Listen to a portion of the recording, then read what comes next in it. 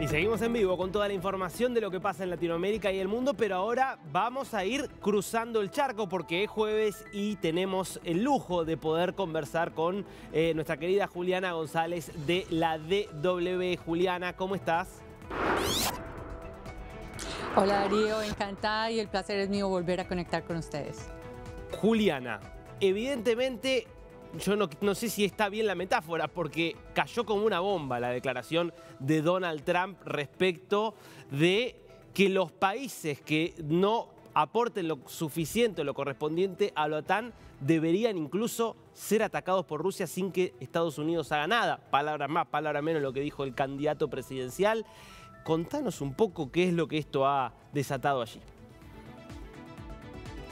Bueno, ha desatado una furia, una gran preocupación y ha abierto varias cajas de Pandora. La primera es, por supuesto, la pregunta de si los países europeos tienen la capacidad real de defenderse a sí mismos si se rompiera este pacto. Y aquí hay que mencionar un elemento clave de ese pacto que cumple 75 años, Darío, y es que se supone que es un poco como los mosqueteros, uno para todos y todos para uno. Según el artículo 5, si uno de los miembros es atacado, los demás entrarán en su defensa, y Estados Unidos es uno de esos miembros de esa alianza del Atlántico Norte, pero encima de todo es el miembro que tiene armas nucleares. En el mundo hay dos países con un gran arsenal de ojivas nucleares. En primer lugar está Rusia con unos 5.889, seguido por Estados Unidos con más de 5.400. Y cuando vemos el panorama en Europa, pues nos encontramos que la diferencia es brutal. Aquí en Europa solamente dos países lo tienen, uno es Reino Unido, el otro es Francia, y si sumamos las ojivas nucleares que hay entre estos dos países, pues llega apenas a 500. Algunos podrán decir, bueno, con que se lancen un par de bombas nucleares, pues ya se acaba, digamos, este mundo, pero esto se supone que son armas de disuasión, y lo que ha entrado a hacer, digamos, esas declaraciones de Donald Trump es a romper esa estabilidad que se daba por sentada de una alianza que ya había sufrido en el pasado con declaraciones similares de Donald Trump, no son nuevas, pero que ahora su nueva candidatura digamos que pone en un gran riesgo, sobre todo con un telón de fondo como el que tenemos en este momento, y es que estamos viviendo esa coyuntura de la guerra en Ucrania, que es aquí, a no más un país de distancia. Si lo vemos, por ejemplo, desde Alemania, sigue Polonia y sigue la frontera en Ucrania, y por supuesto preocupa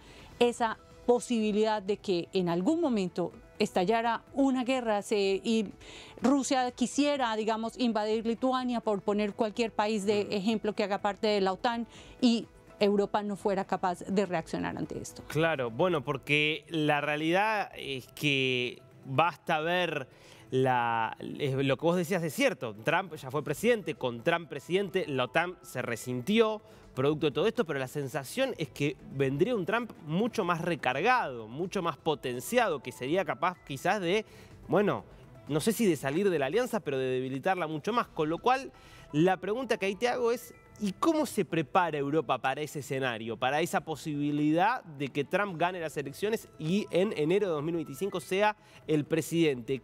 ¿Qué medidas toma pensando en esto, en poder defenderse a sí misma? Bueno, como todo esto es tan nuevo porque las declaraciones son del sábado, pues obviamente tenemos que esperar a que esos planes se concreten un poco más, pero lo que sí te puedo decir, Darío, es que justamente esa guerra o esa invasión a gran escala, si se quiere, porque la guerra de Rusia contra Ucrania ya empezó hace 10 años, esa invasión a gran escala de Rusia contra Ucrania, pues ha hecho que diferentes países empiecen a aportar más al PIB, de ese 2% de su PIB a la alianza. Hoy justamente Jens Stoltenberg, el secretario general de la alianza, decía que 18 de los 31 países estarían en capacidad este año de aportar a la alianza ese 2% de su PIB. Tenemos países como Alemania, que han creado incluso unos fondos multimillonarios especiales, pero lo decía uno de los ministros de defensa hoy reunido en Bruselas, Darío, no solamente poner el dinero, es cómo se va a hacer ese dinero, cómo se va a ejecutar esto realmente en términos términos de un plan de defensa, un plan de seguridad y un plan que finalmente, al final del día, lo que ha sido la OTAN durante todos estos 75 años es, digamos, como un escudo de disuasión. Se supone que no van a atacar y hacen cada año cientos de ejercicios, maniobras militares, no más ahora. Hay unos 600 tropas británicas haciendo ejercicios de tierra, pasando por Alemania, por Polonia, pero son simplemente ejercicios. ¿Qué llevaría esto a la práctica? Es la gran pregunta pues, que se hacen todos en este momento en Europa y una pregunta que seguramente tampoco se va a resolver este fin de semana en esa conferencia de seguridad de Múnich, donde se reúnen más de 50 presidentes, jefes de Estado, de gobierno, ministros, más de 60 ministros de defensa, donde sin duda alguna tanto la guerra en Ucrania como la guerra en Gaza serán las grandes protagonistas y el invitado invisible es sin duda las declaraciones del expresidente Trump y candidato republicano. Respecto de cómo usar eventualmente ese mayor gasto militar o de qué hacer en términos de gasto militar, nos llegaran noticias de la posibilidad, por ejemplo, de Alemania de avanzar en una fábrica de municiones, de invertir concretamente en este tipo de armamentos. Contanos un poco de qué se trata este proyecto. Bueno, este proyecto puso su primera piedra a inicios de esta semana, precisamente el canciller Olaf Scholz, la primera ministra danesa, Mette Frederiksen, pues pusieron esa primera piedra simbólica. Esa firma, esa empresa que es Rheinmetall, que es una de las empresas de municiones más importantes del mundo, pues tiene pensado crear esa fábrica en el norte de Alemania, donde empiezan con una producción de unas 50.000 municiones, pero alcanzaría, o sea, la idea es llegar a 200.000 municiones.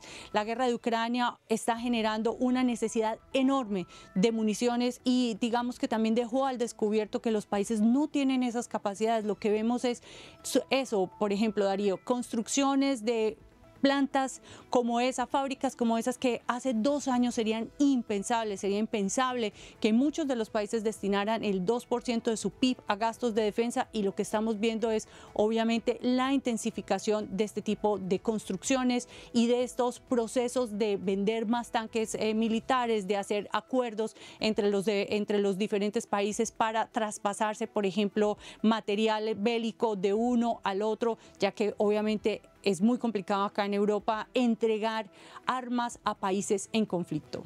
Juliana, te hago una última pregunta. ¿Europa está evaluando la posibilidad de un desarrollo común de una bomba atómica o un arma nuclear europea?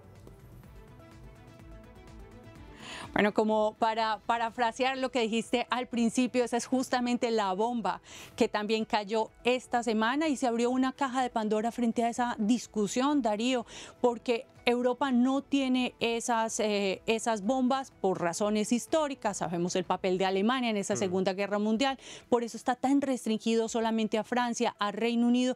Y es lo que se ha abierto en este momento. Es una discusión pública que incluso una de las parlamentarias alemanas del Comité de Defensa decía esto no es una conversación que deberíamos tener en público, pero la han traído a colación políticos alemanes como el ministro de Finanzas, como la candidata estrella del partido de los socialdemócratas alemanes a las elecciones, al Parlamento Europeo, porque es la gran pregunta, ¿cómo hacer para que Europa tenga esa arma? Pero lo cierto, Darío, es que no es solamente un tema que cuesta millones de euros, es un tema también de desarrollos en los que Europa no puede ir tan rápido, y es un tema también de ese acceso a las fuentes del uranio, que es la base, obviamente, para la creación de estas armas y es también revisar esos tratados de no proliferación de armas nucleares. Es un escenario complejo, pero es un escenario que, digámoslo así, se ha intensificado en discusiones justamente esta semana.